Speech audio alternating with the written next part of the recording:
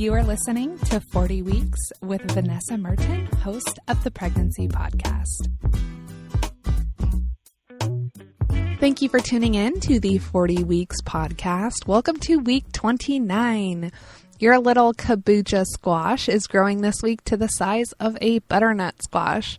Let's put that into perspective. Your little guy or girl measures 14.8 inches or 37.5 centimeters, and they weigh 2.2 pounds or about 1,000 grams. Every day, your little one is looking more like a full-grown baby and less like a fetus. Between now and their birth, your little boy or girl will double or even triple their weight. As more fat is deposited under the surface of their skin, their wrinkles are smoothing out as they are plumping up. As your little one keeps growing, you will probably feel an increase in jabs, pokes, and kicks. While it can be uncomfortable at times, just think of it as a little reminder that your baby is still in there and that they are saying hello. They are getting stronger every day and are responding to all sorts of stimuli like movement, sounds, light, and some of the foods that you are eating, especially sugar. The top of your uterus is now 4 inches above your belly button. The bad news is that this is crowding your ribs and diaphragm and can leave you a little short of breath. Your uterus is also pressing against your bladder, which is why you have to go pee every 20 minutes.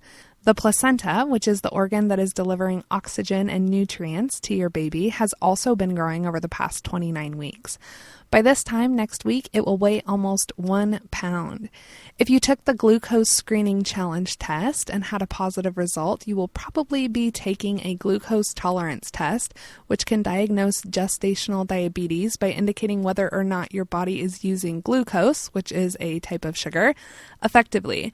You will not be permitted to eat or drink anything but sips of water for 14 hours prior to the test, so it's best to schedule it for first thing in the morning.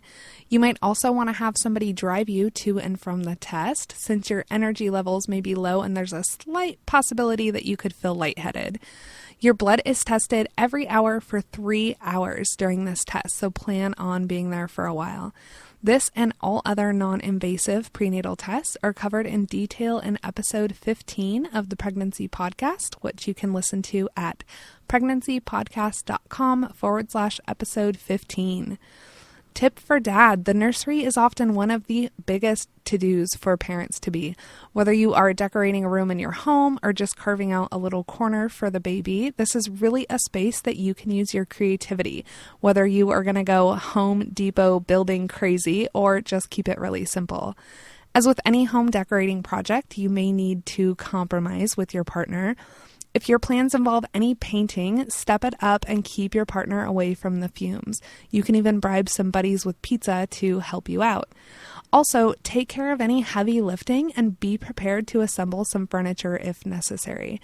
Don't freak out if the nursery is not 100% done by the time your baby arrives.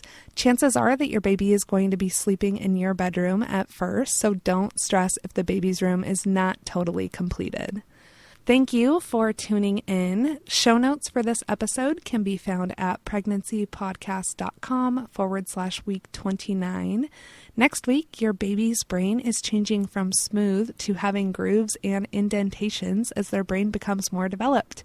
And until then, I wish you the very best on your pregnancy journey. There are so many awesome resources available to you at pregnancypodcast.com, and you can sign up with your email address and your due date to get a weekly email with a link to the episode for your specific week every week in your inbox. I look forward to seeing you in the Pregnancy Podcast Facebook group, which is a great place not only to connect with some other parents-to-be, but also to be able to ask questions and get answers specific to things that you are dealing with and planning for your pregnancy and birth.